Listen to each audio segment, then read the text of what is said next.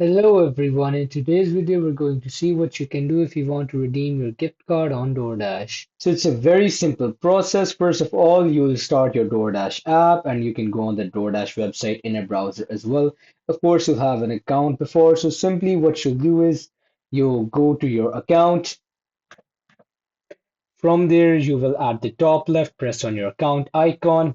If you're on your mobile or if you're on your desktop, you'll press on the hamburger menu at the top left of your page. And from there, you'll choose gift card. Now, once you choose gift card, this is the screen that you'll see.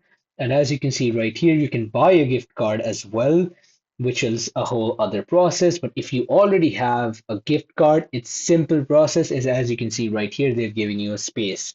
In this space, you'll add your gift card code, and after that, you'll redeem gift card. Of course, you can just copy paste this as well, and it will add it.